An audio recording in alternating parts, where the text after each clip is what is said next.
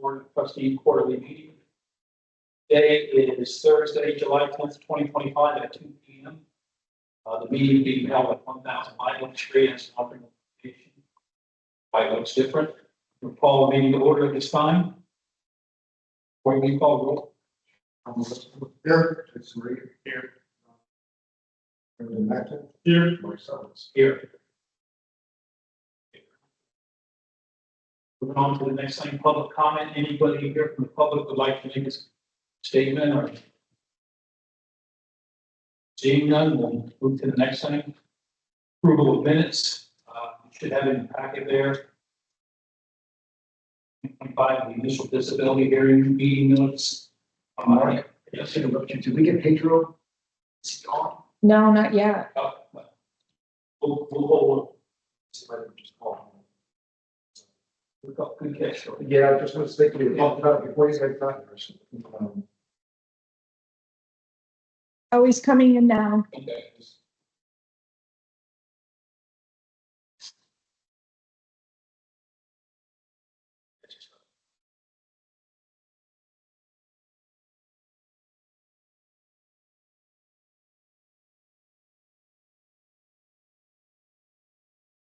Able to hear him. Good afternoon, everyone. Hi, Pedro. Good morning, or sorry, afternoon. Can you hear us okay? Yes, I can hear you guys well. Can you guys hear me okay? Yes. Pedro, we just started the meeting. We forgot about you, but we've done the call to order, the roll call, and we have a forum. We've It's also okay. had. I was here, I was listening, I just didn't have my camera on, but it's okay. Thank you. We've had the public comment and we're moving on to the approval of minutes. Yes, So sir. if you would look at your packets, please, the April 10th, 2025, the initial disability hearing, as well as the quarterly meeting. I believe they were divided up into two separate things.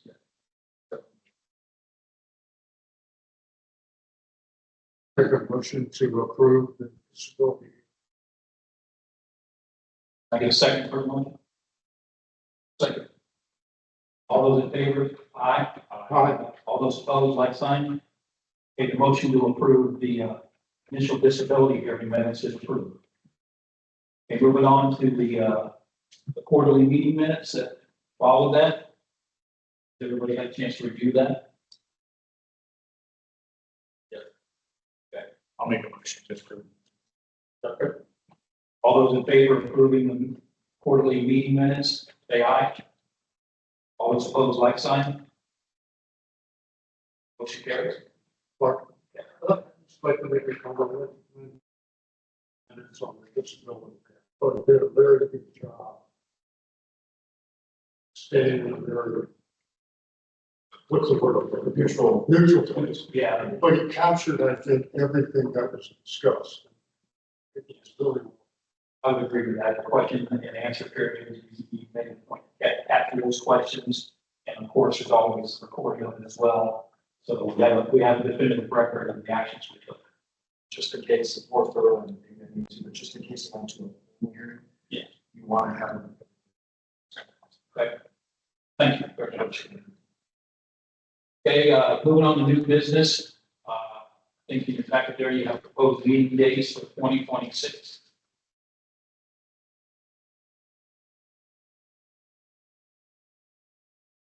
Everybody had a chance to see those, January 15th, April 16th, July 16th, and October 15th of 2020. Those have to be just amended. I had a request because we're still early in the work. It's impossible for the consultants to have an opportunity to unfold getting a report that's worthy of make decisions. So at this point, we think okay, so I think good.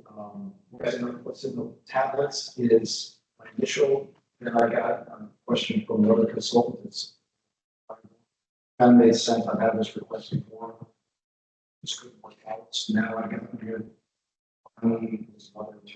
She was able to move the next meeting I have, which is Sebastian today. Next quarter, she's going to move that back. So work the spot into another spot if that works for. Yeah, I would actually prefer that. I'd rather have final version of the report or something that's also super close, you know. So I we've had that trend lately that we always, because of the dates, we went behind. They can only do what they can. Yeah. Which don't make specials.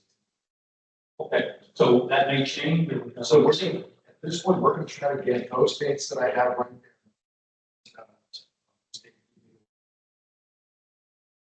Now, we can always change if things happen where you end up training or something happens. We can move dates around, but just for actually firm and the plan administration, we need to get These dates. those are the dates. Okay, got it. Need a motion for that? Yes. I get a motion to approve the 2026 proposed meeting minutes. I'll make a motion to approve. I'll second. All those in favor say aye. Aye. All those opposed, like sign. Both dates are approved. Next thing, new business proposed 2025-2026 budget.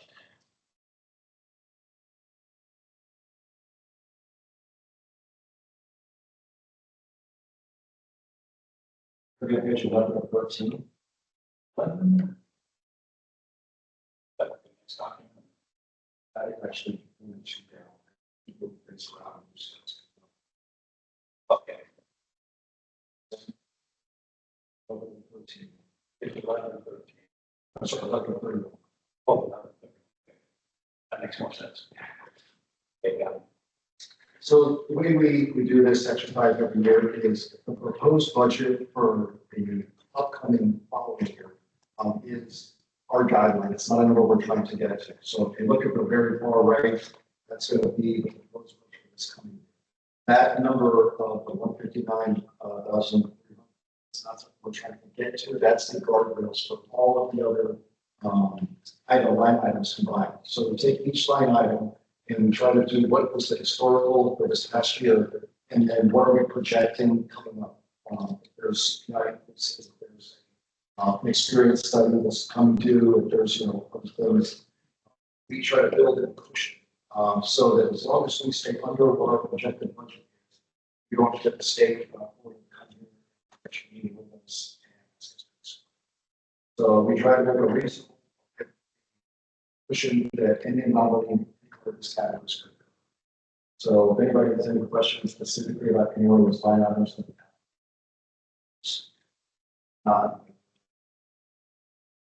motion to approve the 2025 items. Yeah, the question just on the position. That's just, they should have it. Right, so in the past, the position IME fees and stuff like that, usually been around 4,500 to 5,500. They're no longer in that range. They're much higher than that now for the most part. So I just kind of upped it a little bit, just it's still assuming one, but at least that we would be, if it was a second one, we could make it up in another category. But I just figured this is the time, since we kind of have history now that these are no longer finance. Yes, okay, that makes sense. Okay, any other questions from the board members? Can I get a motion to approve the proposed 2025-2026 budget? I have a motion to approve. All those in favor say aye. Aye. All those opposed, like sign. Motion carries to approve the proposed 2025-2026 budget. Okay, moving on. Upcoming trustee terms. Looks like, Mark, you are coming up, this is obviously early, but what is it, to see if you are interested in something? I'm considering it. Haven't made a final decision yet. Okay, so if I could twist your arm now, I would, but we're on camera, so I won't. But this is not something that has to be done at this meeting. I just want to go ahead and put it out there early. And then you could, and then we can bring it up. Okay, and we'll move down to Palmer, as city appointed. You will be expired, that matters by 2 days. Because you continue sales. So I want to, Okay, thanks. I'll be making a decision fairly short order. Okay, moving on. Reports, attorneys, consultants, Foster and Foster, you're up. all right, so the first item on there.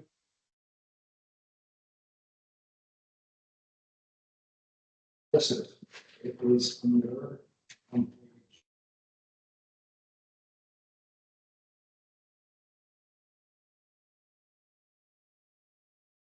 Some of you guys, Mark, you probably remember, the state passed a law about 8 years ago or something, and they said that all local plans have to use the same mortality assumption as FRS. And FRS changed their assumption July 1, 2024. And we have to do it within 2 years. So when we do the 10/1/2025 valuation, the next one, we're gonna have to change the mortality assumption to match what they were using, what they're using. And so the memo was like, we're gonna do this, but you guys, if you want it, we can do a study now and show you what the impact is gonna be. It's entirely up to the board, but the change is gonna happen no matter.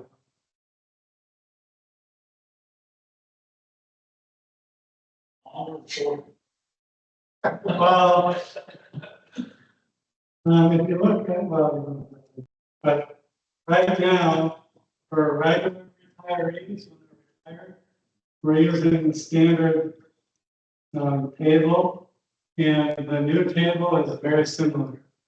Right now, for active employees at New Spring Beach Police, we were using below median income. And so we assumed a little bit higher mortality. So in the new table, there's going to be a little lower mortality, so people living longer. But I don't think it's going to make a big effect. It might be 1 to 2% of payroll would be my guess as to how much it's going to increase the city's funding requirement. Is there any benefit of doing the study earlier? Doesn't seem like it. No, I mean, if you guys are in negotiations and you wanted to see, what's going to happen next year, then it might be more beneficial. But I don't think it's necessary. But he said they are in negotiation. They're outside the. Yeah. Society. So yeah, the union's negotiating with the city on it. So I see no reason to do it. That's something on the board. That's something that. It's gonna happen anyway. Oh, Well, not in the study, but we will implement it next year. okay. And the second item was discussion of supplemental benefit. And Troy handed out a little handout. But basically, you guys were thinking of negotiations, you guys had negotiations and you convinced the city to implement a 2% automatic COLA starting 5 years after retirement. But to help pay for that, you increase the frozen state monies, the amount of state monies that the city pays you. So that reduced the amount going into the sheriff each year. And so basically the idea was that, new members that retire after 10/1/2022 are going to get this automatic COLA every year, starting 5 years after retirement. But then they would not get that supplemental benefit, that share benefit. The problem is that you had 2 people retire after 10/1/2022, but before any of that ordinance stuff happened. And so then you can see on January 2023, there was an ordinance that put in the COLA. And then on January 2024, they said, okay, people getting the COLA shouldn't get the supplement. And so there was kind of like a retroactive change at that point. And so the 2 members received the supplement for a little bit in 2023. And then we turned it back on January 1, 2025. Can I ask you why? Well, I mean, I had to confess that it was partly my fault. So Farrell was asking, for 2025, what's the list of retirees?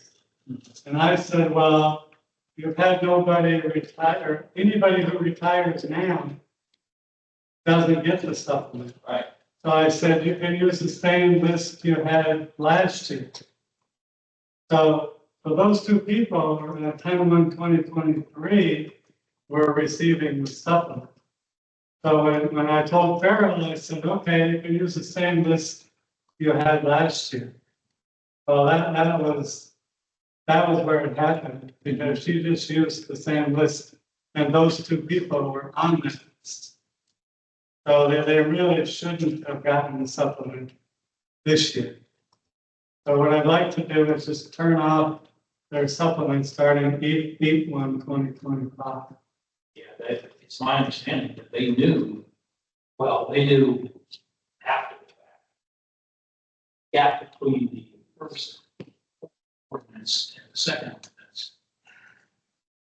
was the issue, I guess. We paid them a supplement for those periods of time that was there. But they should have been terminated, right? Correct. Yeah. So I just wanted to bring it to the board and just have you guys authorize us to stop the supplemental payment starting 8/1. And you could, try to ask for some of that back, but with the new law 2 years ago, the IRS said, if it isn't their fault, you don't have to do payments if you don't want to. Well, it's not their fault. It's our fault. Not catching it, I guess, for lack of a better word. So that's my question. How do we claw back that money? And you're telling me that we can't. So I'm just easy. It sounds like to me that Well, and then when you say the fund needs it, what's another issue here is that it's the share plan. Mhm. Right, it's not coming out of the regular Right. fund, so the share plan lost out a little bit, Yes. for the future. And I know we've been trying to increase this share plan. And it's been several years since there's been any increase to it, like probably. Maybe. That $280. Yeah, when it went up to 280 was the last increment, I think the $20. That's what I got, I was 280, it's been 90%.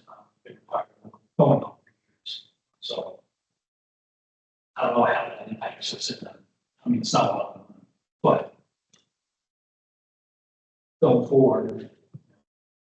Always been my intent to increase that share fund, give as much of that leftover money to the definitive number of retirees that are getting it, because there's gonna be nobody else getting it. Exactly. So Exactly. that's number And we're still getting money in it, because even in 2024, we added money to the share. sounds like to me that the only thing we need to do, or appropriate thing to do here is to just give them authorization. Shut it down. All exposed.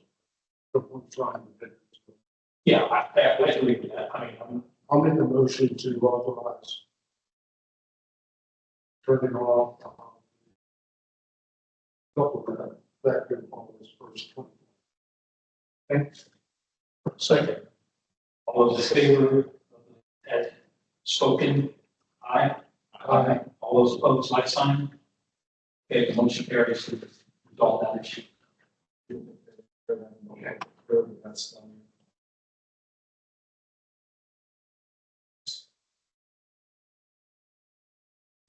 Those members hadn't been notified of that. Okay, yeah. Yeah. Oh, Merry Christmas. that's, Yeah, good work. Do you have more back there? No, that's it for me, thank you. Okay. Yeah.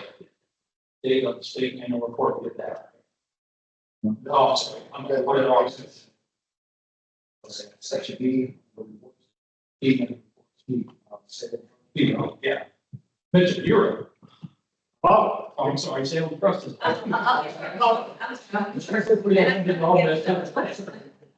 So for those, my name is Inez Garcia and I'm Salem Trust custodian. First and foremost, thank you for your business. Time together, we appreciate you. It's good to put some faces with the name.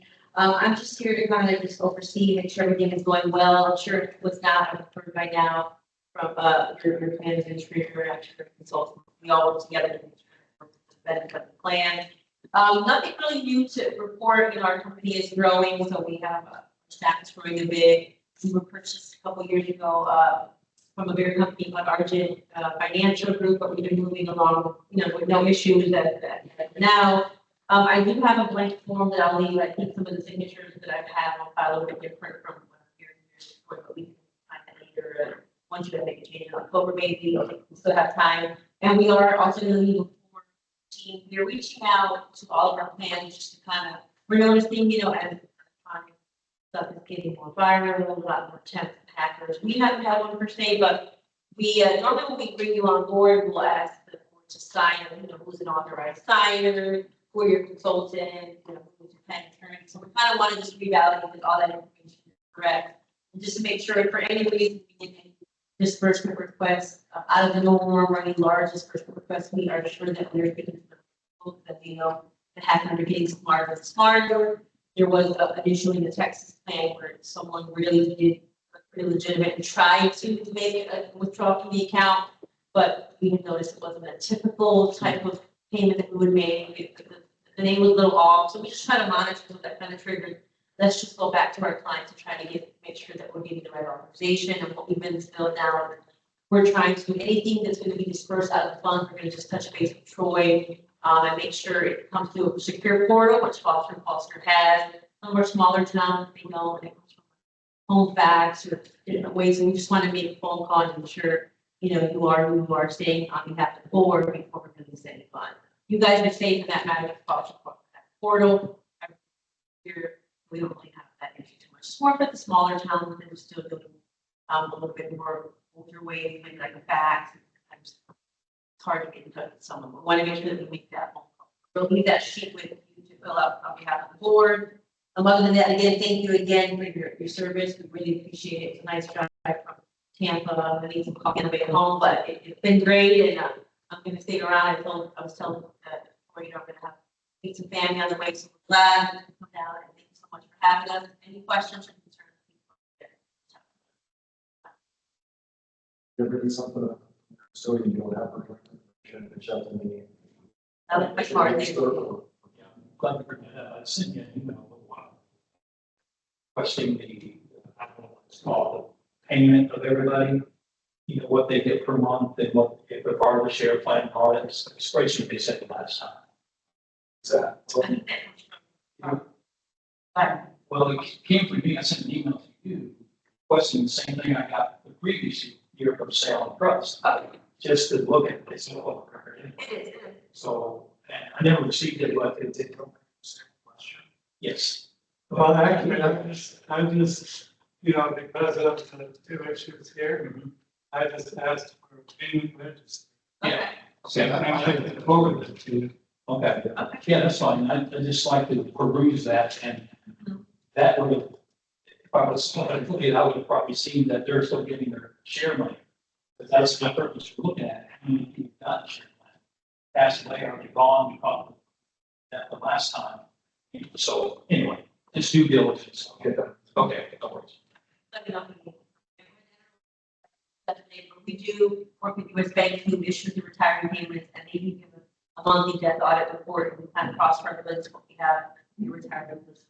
Tell us to make sure that report of deceased is turned off. We try to. It's kind of part of my own little audit process, I guess you could say. Okay. Okay, let's see, where are we at? That worked. Now we're at Curtis Chamber. Mitchell, you are. All right. I think everyone has a hard copy of the handout. Did anyone want a hard copy of our preliminary report for the second quarter? It should be on your tablet.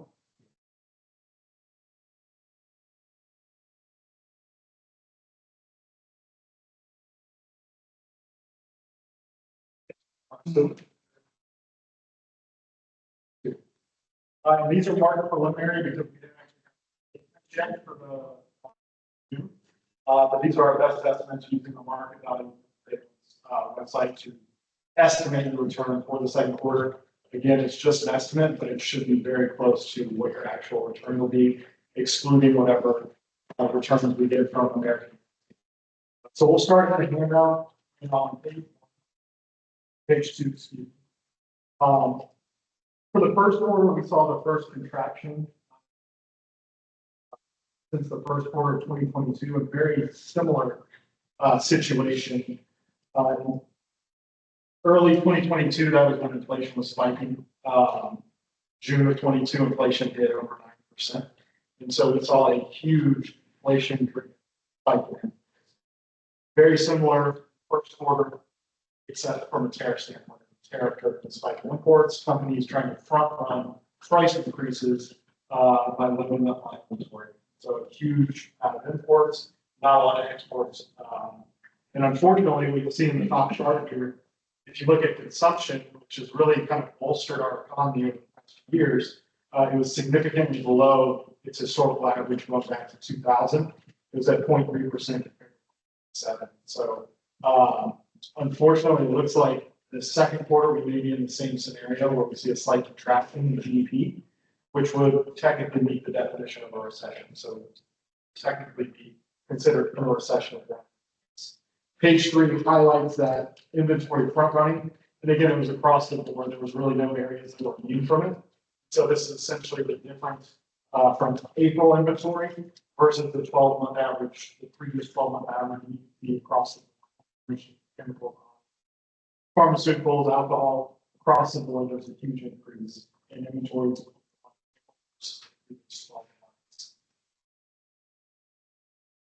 And so starting to see a little bit of cracks in the economy and overall in the market. So in the first quarter, positive volatility in the second quarter, which we'll see in the numbers. But one thing that we haven't necessarily really seen the negative aspect of is the labor market. Unemployment rate has remained steady at 4.2% over the past several months. The latest was the May unemployment numbers. However, we did see beat on the May numbers. We had a huge miss for the June numbers. We actually lost jobs in the month of June. And if we look back to the March and April numbers, we actually had to revise those down by 95,000. And so the previous 3-month average at the end of May went from 155,000 jobs added on to 2,000. So again, just another area we're starting to see some cracks, but it may not be as resilient and strong as it has been over the past few months. On page 5, one area that concerned us, obviously, we saw the consumer spending number has been down, but from a budgeting standpoint, consumers are getting more and more debt burdened. So the big thing on the bottom right-hand corner, I probably brought this chart last quarter and showed you that auto loans, credit cards, and mortgages, their percentage of balances delinquent past 30 days has been steadily increasing over the past few years. Auto loans are 8%, credit card loans 8.8%, and mortgages creeping up to 4%. What you didn't see was student loans. We had that moratorium under the Biden administration and throughout COVID that they were postponing payments on student loans. Well, on May 5th, the new administration announced that they were going to start resuming collections on federal student aid, student loan portfolio. So with that, we got the updated numbers. 8.2% of student loans balances 30+ days delinquent. And on top of that, about 4 million of those are not just considered seriously delinquent, 90+ days overdue. So again, that's just another area that the typical consumer is going to have to be allocating some of their budget for, spending less and less and further. So again, while that's been an area that's bolstered our economy over the past few years, it may be seeing some signs of weakening there over the next month. Page 6, with all the volatility we saw in April, especially based on the tariff announcement, we actually met the day after the administration postponed the tariffs for 90 days. We're coming up, I believe it was yesterday, was supposed to be that deadline, that 90-day deadline. And so we had the benefit of seeing the market bottom on April 9th, then on the 10th, and it rallied back significantly since then. But during that period of April 2nd to April 9th, consumer sentiment hit a low that we haven't really seen since June of 22 when inflation was over 9%. The good news, and obviously looking in hindsight, we can confirm this, is whenever we see consumer sentiment kind of bottom out, typically the market has a strong rally coming out of that. As we've seen over the past 2 months, the market's back at all-time highs. And so we've seen that come to fruition. Page 7 just highlights the volatility we saw through the first quarter and into the second quarter. So again, just a quick recap. We saw markets crash about 15% after the April 2nd announcement of tariffs. April 9th, markets rebounded 10% on that day alone with the announcement that there was going to be a 90-day reprieve on those tariffs. And again, that reprieve ended yesterday, July 9th. And so with all the upcoming uncertainty, it's been announced that we'll see further tariffs on August 1st for any country who hasn't made a deal with the U.S. or trade deal with the U.S. I do have a recommendation to take advantage of some of the gains that we have through the end of June and rebalance. And so we'll do that a little bit, but on page 8, the last thing I'll touch on market standpoint for the first half of the year. Despite all the losses we saw in the first quarter, it's actually been a quite strong market.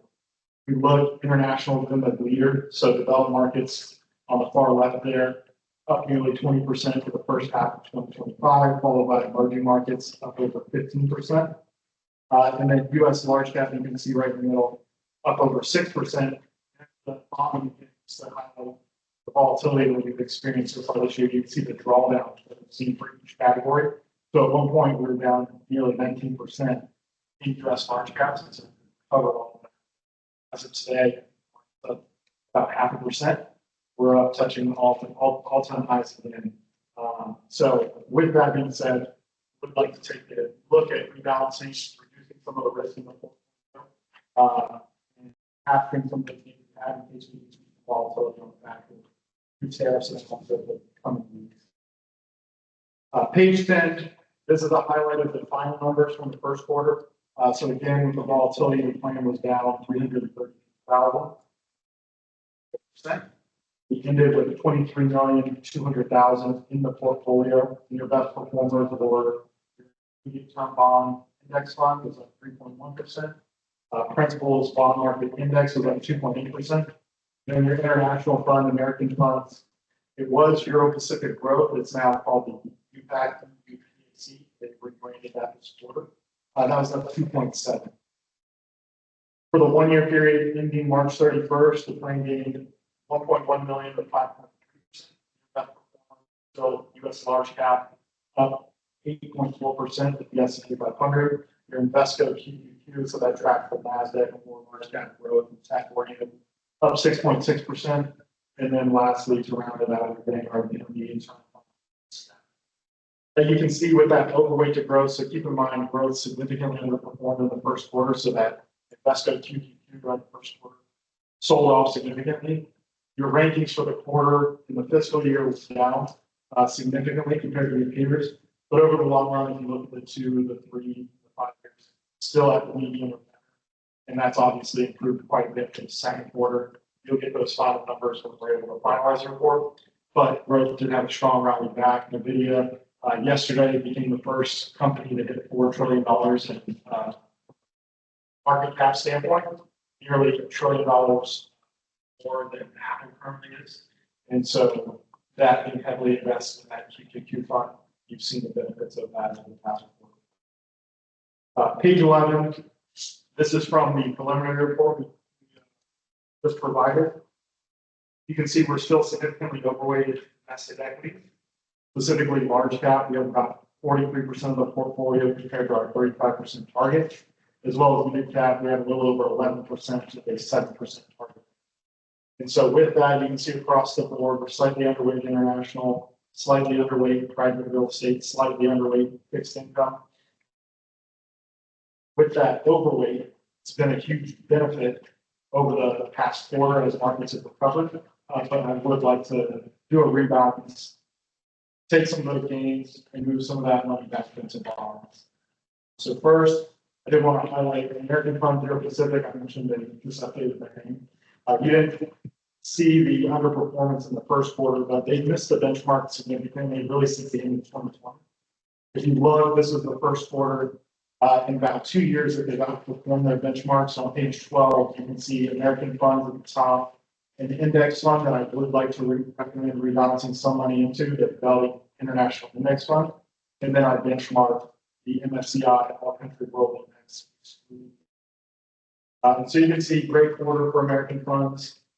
But if you look at the year, 90th percentile, marked by about 2%. And really for the past 5 years, since the end of 2020, you can see they underperformed the benchmark by about 2.5% annualized and ranked in the bottom 93rd percentile. The reason I'm recommending rebalancing some of the money we currently have with American funds into that index fund, as you can see, its performance is a great complement. Again, you're going to capture 100% of the upside, 100% of the downside in the international market. It tracks the MSCI EAFE, which is the developed markets that excludes countries like China, developing, the emerging markets. And so just complements American funds very well. And again, you can see its performance that 5-year period. When American funds have underperformed, it ranked in the top 25th percentile of a little over 500 other international funds and outperformed the benchmark that we currently use by roughly 1%. Now, if you look at the longer term numbers, the 10-year, 20-year, American funds still has a great track record. You can see that on the next page, page 13. I did mention that since the end of 2020, American funds has underperformed. You can see here ranked in the bottom 99th percentile, so one of the worst international performers, compared to the index fund right below it, which ranked in the top 15th percentile. So again, that's why the recommendation to move a little bit of the money to the index, it complements your Pacific very well. Now, if we take the previous 2 decades of performance from American funds, you can see those are the next 2 columns. They rank in the top 1st percentile and the top 7th percentile over those periods. We've seen a nice comeback for the current quarter, ending June. So we would expect their performance to rally back to those longer term averages. But again, with that rally, would like to just take a little bit of that rebalance into the index fund. American funds is currently our only international manager. So again, anytime they underperform, we're going to miss the benchmark. And so just want to mitigate some of that risk rebalance. Page 14 comes from your reports. This is as of the end of March. So I just want to highlight again the very top is rolling 5-year periods. So if you took our last 20 quarterly reports and you plotted the 5-year return number, that's the blue dots right there. In that top left-hand chart, the gold little triangles, those are the benchmark. So you can see relative to their peer group, 95% of the time on a rolling 5-year period, so 5-year numbers, they rank at the top 50th percentile. So again, their long-term track record is still fantastic. Had some volatility over the past few years. So that's really the genesis of making a recommendation to move a little bit of money from them to an index fund to reduce some of that risk of winning. And so with that, page 15 highlights the overall rebalance recommendation I have. And it's to move 7% of the overall portfolio. So part of that is to reduce our overweight to US equities. So sell 2.5%, which the dollar amount will be 625,000 of the Vanguard S&P 500 ETF. 0.5% of the Invesco QQQ, which will be 5,000. 1.5% of the Vanguard Mid Cap Index Fund, 375,000. And then 2.5% of the American Funds Euro Pacific Growth, which will be 625,000. So with that, that's roughly 1.75 million. Reinvest that 3.5% will go to the Fidelity International Index Fund. So that'll be 175,000. And then the other 3.5% will go to your Vanguard Intermediate Term Bond. And so we're increasing our international exposure by 1% overall, taking 2.5% from American funds, taking 1% from our US equities, and then also increasing our underweight, or increasing our allocation, reducing our underweight to bonds by adding 3.5% to that Vanguard Intermediate Term Bond. So we'll still be overweight to US equities, but we'll be less overweight, just reducing some of that risk if we are to see some volatility. So I will pause and open it up for questions and stuff. Questions or discussion from the board?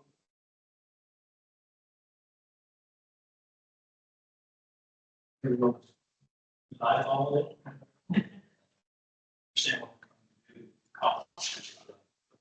to a degree. Yes. Brings us closer to the compliance there and. So, yes, we need a recommendation. Motion. Make a motion to approve the recommended rebalance. Second.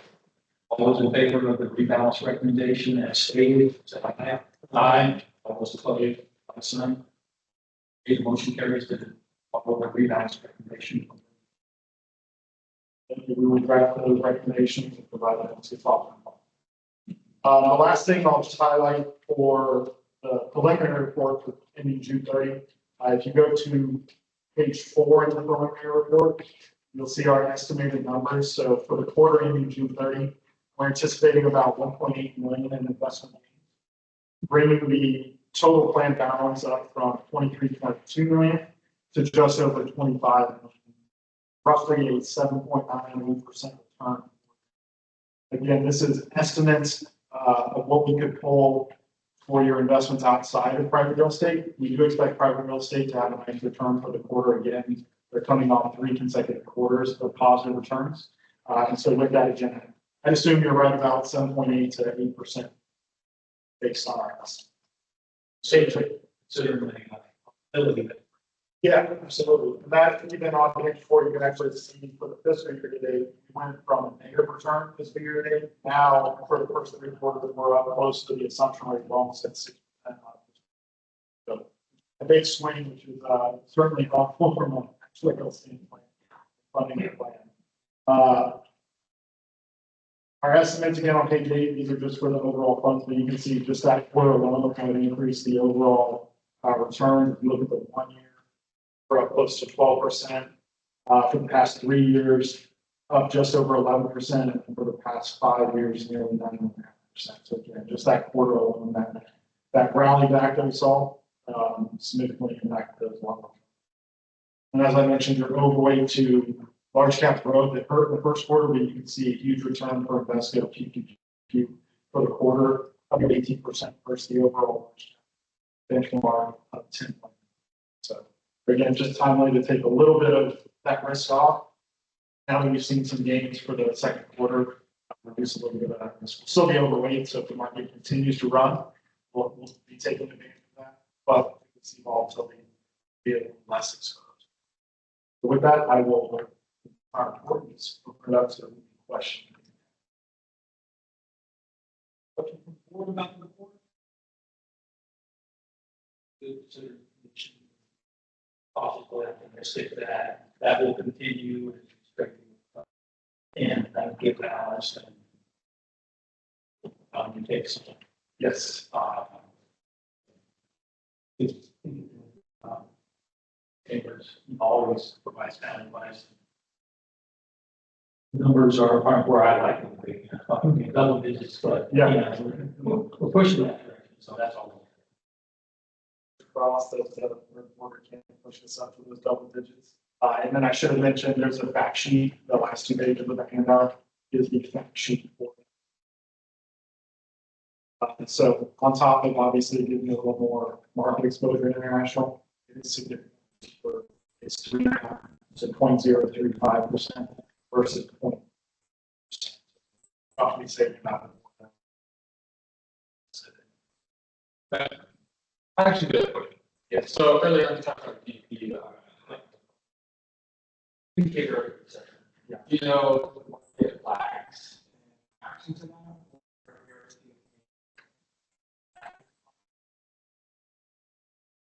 Yeah, so it's somewhat of a lagging indicator. The market, I think the market can continue to rally. So if we do find ourselves in a recession, if we may fit the technical definition, it may be similar to what we saw in March of 2020, up to technical recession, and the market rallied significantly. And that's because we may see more pressure on the Fed to start cutting rates. So if rates are cut, that's to spur the economy. The only problem is what relationship we're going to see between tariffs and inflation. So inflation has fortunately remained low, so we haven't really seen impacts from tariffs yet. Again, we're seeing more tariffs announced, countries that we haven't got trade deals with. So it'll be interesting to see over the next couple of months, if you see any inflation impacts from there. And if we don't, then the Fed can be a little more aggressive, especially if we're in a recession and we see the labor market. They can be a little more aggressive with cutting rates. And so if that's the case, if we see them start aggressively, I think that's going to be a significant tailwind to markets. Outside of that, it's really going to come down to consumer. Need some there for the consumer, which gets the session a couple of quarters, so maybe just a short recession. And so it's uncertainty is kind of the word for 2025 so far. That's what's generating a lot of volatility, whether it's tariff policy, whether it's what the Fed's. So if we get a little more clarity over the next couple of months, I think that'll help kind of balance up. It's provide. Great. Question, discussion? That all you have? That's it. That's a lot. Yeah. Okay, old business, does anybody got any? Consent agenda? We skipped up eight. Oh, I'm sorry. I'm just all. Hey, Carl, you're up. Everybody always forgets the attorney. So sad. No. See you, that's fine. No, well, fortunately, nothing really to report. No actionable items, certainly. Just a couple updates, housekeeping, really. Legislatively, as you guys are aware, obviously, session finally ended.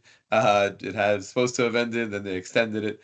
But there were no bills that passed that would affect our plan or local law plans in Florida, or the state pension fund system, right? Florida retirement system.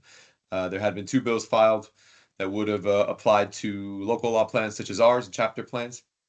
And there was 1 bill that was introduced or filed that would have amended the Florida retirement system to add back that COLA, that 3% COLA for members and retirees after June 1 of 11. So none of them really went anywhere. Not much traction, honestly, to begin with.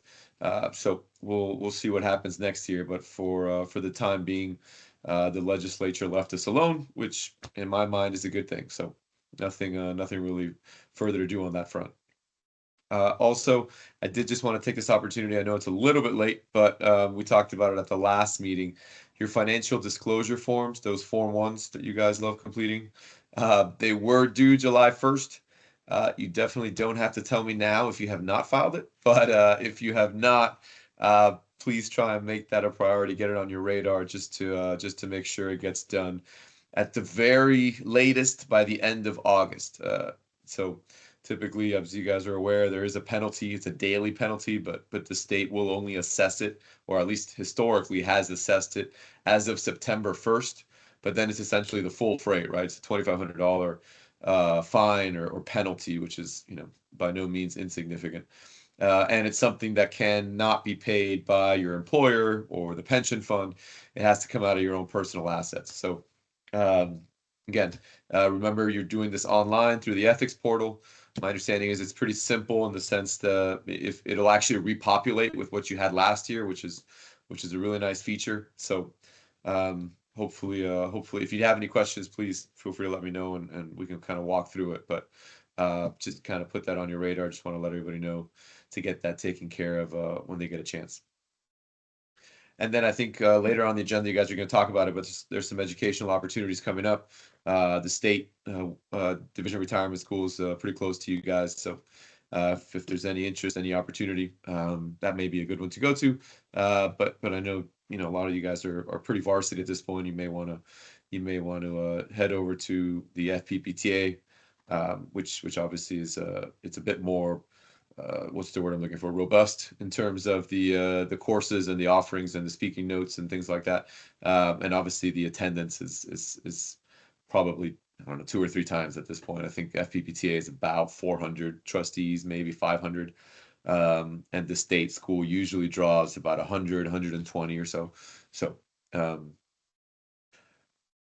anything else you guys need from my end, please feel free to reach out. But that's really all I had for my report, sir.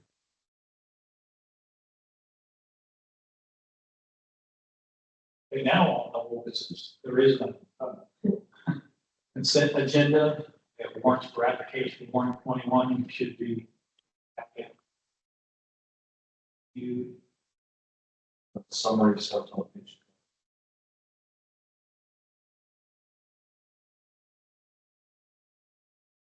at page 12. Yep.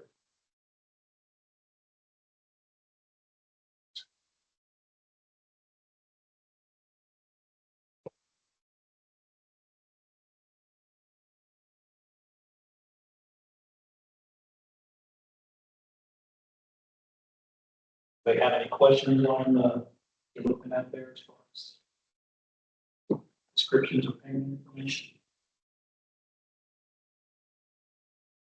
Having none, I get a motion to approve. Consent agenda, the ones and with the outline, I think. We just do one. At the next document. Fire. Very last one.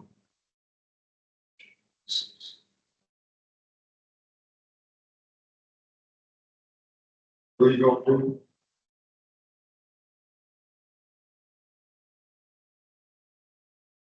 All of them. Just once, whilst the- It's consent agenda, sorry. Yeah.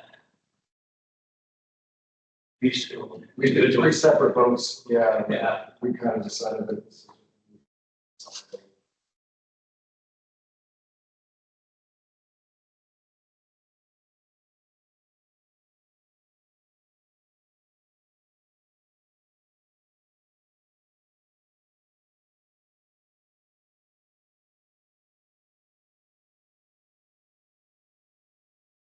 I had a chance to look at that. I get a motion to pursue. To approve everything on the consent agenda. I'll make a motion to approve the consent agenda. All those in favor of the consent agenda? All those opposed, like sign. Consent agenda is approved. Backward.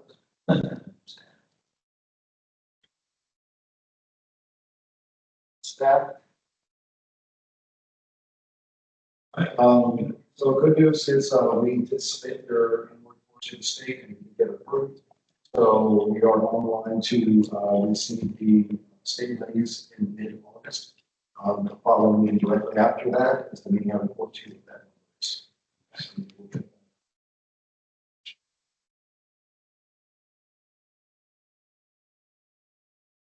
Next after that is discussion of disability affidavits. So this is something that I guess wasn't necessarily usually in. See it, in ours. So the disability affidavits, usually they're sent out yearly or every 2 years to basically just kind of confirm that this person is still, disabled, alive, that they're still, and then the other question of what is, do you want to do it yearly or 2 years? And then the other question is, do you want to stop sending these out at the normal retirement age, which is what most plans do? I'll let Pedro kind of also jump in as well. Those are the questions. So it's my understanding that once they reach normal retirement age, their disability converts back to the retirement, right? Regular retirement. I don't know, no, I think it's just that that's the age where the departments don't normally get retired. So if you have a disability, the only really question is going to be, is this person, if they started feeling better, did they weren't disabled before, did you want them back? So. And Pedro can- Well, no, I was just going to say, so I don't believe, I'm actually looking it up now. I just don't recall, but I don't think so. I don't think your plan, some plans do, most plans do not. Some plans will, to the point that was just made, some plans will convert a disability benefit to essentially a normal retirement benefit once that member reaches normal retirement age.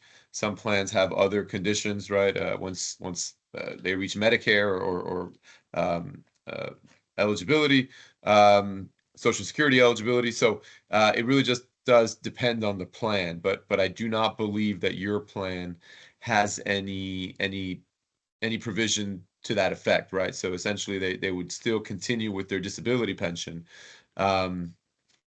in perpetuity in theory, right?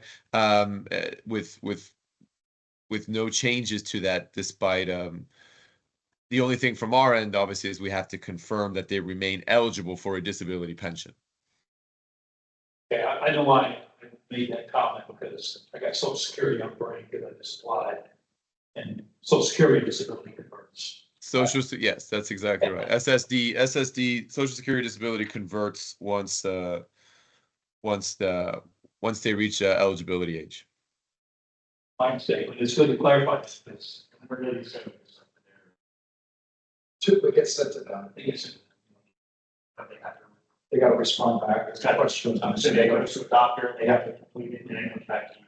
So this is where this trick bag we get into with some people is they don't answer back. They move, they don't forward, they just want to be ghosts. And some people, it's just an innocent thing, some people it's an intentional thing, they just don't want to answer it back. And I've had it on several plans and we just have to start doing certified letters and we have to start doing searches and. So is there any, what's the, how many do you have? Offhand, I do not know. I know we do have at least one in the place. But Yeah, I think it's probably 2 or 3 years, maybe. yeah, that's it. Per year, So I think that's it. It's just 2 right now. per year. so what if any, Like a six maybe Latin, what's that? implication. Yeah, if if you send it out, they just decide, I'm not gonna bother with this, is there any? So but that's one of the This is going to be well, or then have the option to hold a hearing if they do not show up for the hearing, then the board has the option to discontinue. Pedro, you can explain better. Make sure I'm getting it.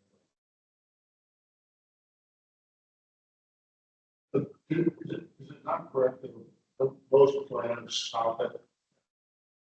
Yes. Most plans are 2 years. If they were 2 years, they send a letter out, and then they stop sending the letters out. Yeah, it's probably approved it, but It's up to you. You guys can tailor. I have 1 or 2 plans. yeah, doesn't have a conversion provision there. So I guess we should send them out every 2 years and try to get responses. But we only have a handful, 2 that I know of, and there might be 1 or 2. Yeah, there's only 2 in it. 2 down? Okay, the other But, head passed away. Okay, it's just- yeah, so it's probably Every year is probably. Yeah. Yeah, it's probably. We need a motion. Yeah, Pedro, Yes. I just want to make sure I explained that properly. And if so, then we just need a motion for the 2 options. Number 1 is the motion to have this sent out every 2 years. And the second one is to discontinue sending out at 55. Is that correct? And you said discontinue 55? Sending first at 55, more retirement age. Oh, okay. Yeah, I think again, that's an administrative policy or rule that the board can establish. It has that authority. And so, yes, if that's the direction, then I would just look for that motion. Yes, sir. Before the motion, Pedro, is this something that would get put in next time around to MSPD? To what? I'm sorry, Troy, you keep cutting out. I apologize. Sure. If we do the motion for these 2 things, to memorialize this for everyone to have access to, would this be going into the SPD, the next update? Sure, that's a good thought. I was thinking we could amend the operating rules, but we could certainly include, some language like that in the SPD. That's fine. I think it's a good idea. So we can make it every 2 years and it should continue. Regardless, doesn't be on, something to know.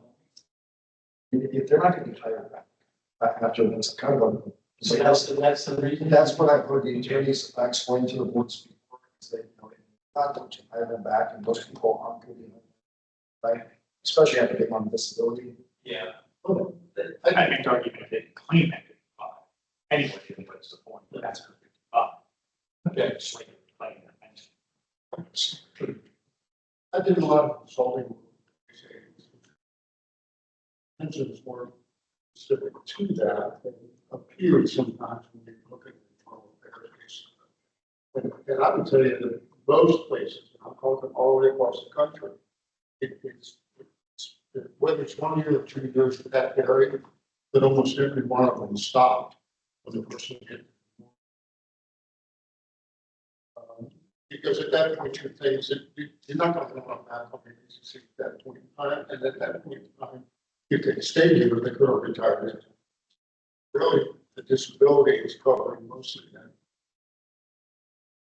That makes sense. Take that advice and experience. So can I get a motion to make it every 2 years? Under the first one. Yeah, I'll make a motion to send out the continuing disability check letters every 2 years. Thank you. All those in favor say aye. Opposed, like sign. Okay, motion carries. Just a motion, to, cease the letters, at normal retirement age. This way, you know, we put it into, like, Baker said, into the operating documents for the SP, so that it's kind of relevant. Motion for that, too, please. I'll make a motion that the checkup, the disability check letters, stop being sent once the retired person reaches normal retirement age. Second. All those in favor? Aye, none, aye. All those opposed, like sign. Motion carries.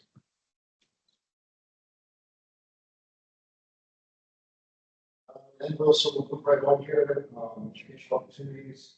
So the PTA, partially still coming up October.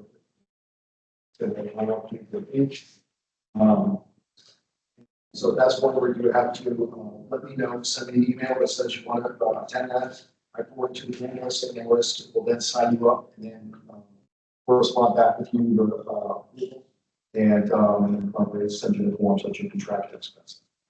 Tell what you get confirmation you signed up, book your own hotel, expenses. And the next one is the payroll mention, which is a very good one, especially for newer, trustees, and that's the Vision Retirement 54th Conference, which is that's going to be close to Daytona Shores, where it was last year. I went, my first time going anyone, I went to the day one, which is for the new, specifically for brand new, they were newer, and it's a very good conference. The next 2 days are a little more advanced, but the first day is more virtual about everybody speaks, my boss speaks, consultants, attorneys. So there's a very good, and they're just kind of going over what it is that your responsibilities are, what you should be looking for. So very educational. And that one, everything you need is right on the brochure that I sent you. But you can ask when you sign up directly, just call them.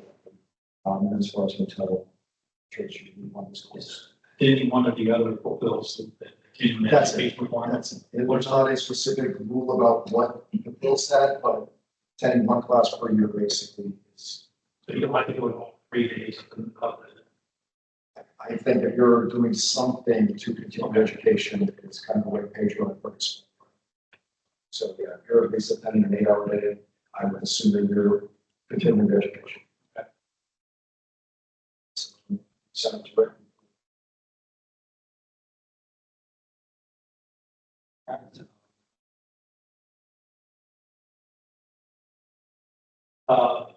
We don't have any other disability applications or any of those, or